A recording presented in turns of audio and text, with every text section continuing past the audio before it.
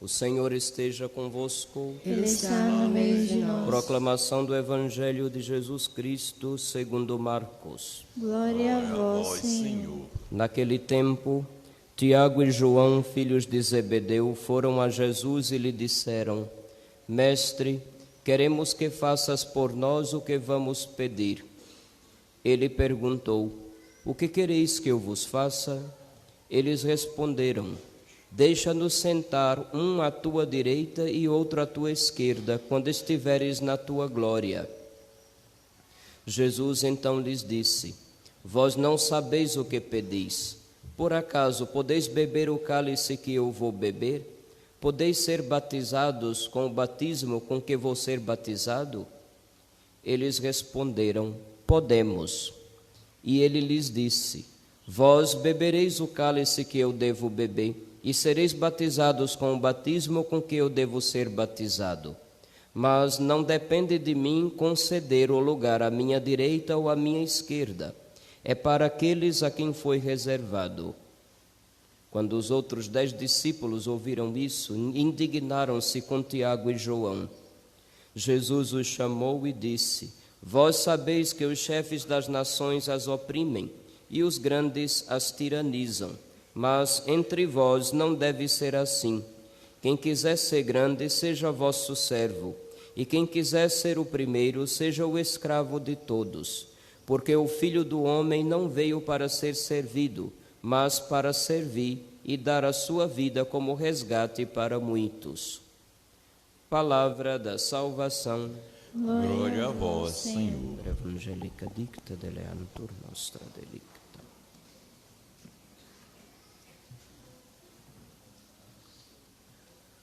O Filho do Homem não veio para ser servido, mas para servir e dar a sua vida como resgate para muitos. Filhos, esse último versículo do Evangelho está em consonância com a primeira leitura do profeta Isaías, que é um pequeno trecho do 4º canto do servo, onde se vai falar de um servo de Deus que vai tomar sobre si os sofrimentos que o povo merece. Vamos entender bem isto. Era vontade de Deus que o filho sofresse e morresse? Não. Qual era, afinal, a vontade de Deus para o seu filho? Que o seu filho mostrasse ao mundo como Deus ama o mundo e até que ponto Deus está disposto a ir por amor à humanidade. Era esta a vontade de Deus. Então, como ele se deparou com o pecado e a maldade do mundo que reagiu em contrário, que rejeitou a Deus, a consequência lógica foi então a traição, a punição, o sofrimento, a morte de cruz. Essa cruz então se tornou necessária, de certa forma, podemos dizer assim. Nosso Senhor, uma vez que, para mostrar até que ponto o amor deve ir, se submete à cruz, dizendo que quem quiser participar da glória tem que agir como Deus. Quer estar com Deus, então já tem que aprender a agir com Deus e a agir como Deus. Não para ter necessariamente uma divindade na barriga e achar que todos devem se curvar a você, porque não foi assim que nosso Senhor agiu. Não veio ser servido, mas veio servir. O verdadeiro Deus não fica sentado no trono, cercado de ouro e de coisas grandes, esperando que todos se submetam. O verdadeiro Deus se rebaixa, o verdadeiro Deus ama, o verdadeiro Deus dá a vida. Então, quem quiser estar eternamente com Ele, deve começar a agir como Ele age. Este é o grande ensinamento deste 29º domingo do tempo comum. O Filho do Homem não veio para ser servido, mas para servir e dar a vida em resgate. E o que a gente chama de salvação é isso. Toda a consequência das nossas maldades, Deus toma para si. Isso significa, então, que a humanidade vai parar de pecar? Bom, a realidade diz uma coisa completamente diferente. O ser humano continua rebelde. O ser humano continua querendo ser Deus, no sentido contrário a ele, igual àquela mesma tentação que lá no primeiro livro da Bíblia, a serpente, ou coisa ruim, já tinha feito. Vocês serão como Deus. Uma vez que aprendemos que o verdadeiro Deus se rebaixa, que ama e que dá a vida, por que a gente ainda continua querendo ter um rei na barriga? Por que a gente, mesmo sendo católico, ainda não entendeu o mistério da cruz?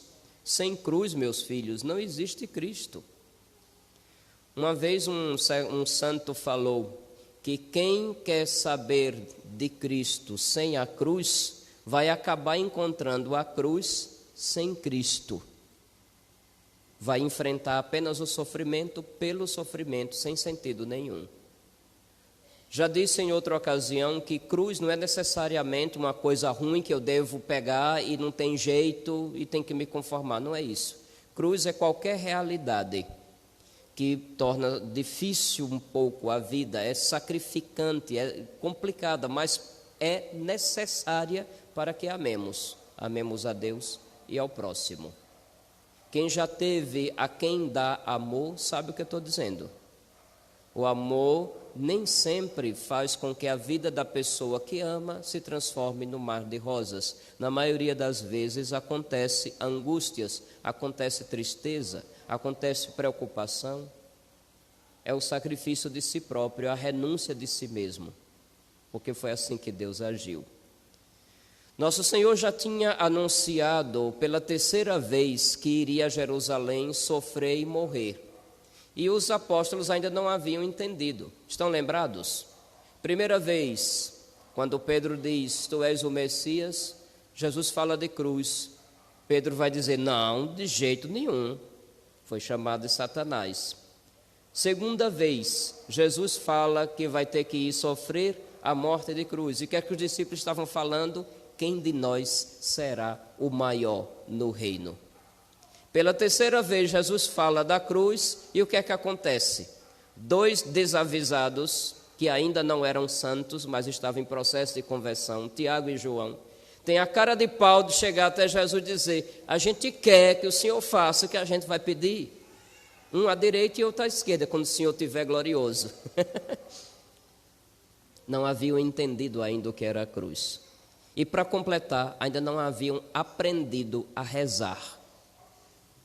Porque a verdadeira oração não é dizer a Deus o que a gente quer. A verdadeira oração é pedir que Deus deixe claro qual é a vontade dEle e se dispor a realizá-la. No Pai Nosso é dito, seja feita a vossa vontade, na terra como no céu. Traduzindo, faça-se o que Deus quiser na minha vida, como Deus já fez na vida dele em meu favor. Porque o céu é assim, é Deus agindo por amor em nosso favor. E na terra, se não aprendemos isso, então, meus filhos, a gente está aqui perdendo tempo. Fui claro? Ou será que parece que está muito fantasioso, muito com cabeça nas nuvens? O Filho do Homem não veio ser servido, ele veio servir e dar a vida, porque Deus é amor. Se não fosse assim, jamais se teria demonstrado como é que esse Deus ama. E todo filho dele deve aprender com ele como se deve agir. Peçamos nessa Santa Missa a graça do encontro com nosso Senhor de verdade. Que a gente aprenda com ele de verdade. Que a gente saiba que em cada sacramento, de verdade, ele garante o auxílio dele para nós. Porque a gente só consegue agir como Deus se Deus ajuda. É por isso que a gente é batizado. Porque, como diz o ditado, tal pai, tal filho, no batismo nos tornamos filhos. Então, devemos nos tornar capazes de agir como o pai age. No sacramento do matrimônio, o homem e a mulher recebem a graça de amarem-se e amar aos filhos como Deus ama. Do contrário, eles não serão capazes. No sacramento da ordem, o sacerdote, o diácono, o bispo, recebe a ajuda de Deus para que possa agir como Cristo, dando a vida pelo povo. Ele não veio para ser servido, ele veio para servir. Aprendamos até com isso, aprendamos também a rezar. Não colocar Deus contra a parede para dizer o que eu quero, mas com humildade, batendo no peito, dizendo: Senhor, eu não mereço tudo o que o Senhor é para mim e tudo o que o Senhor tem feito para mim. Me ajude a estar à altura desse amor. O máximo que a gente puder fazer por amor a Deus e ao próximo, ainda continuará sendo o mínimo que a gente vai responder a esse grande amor que chegou a nós por primeiro.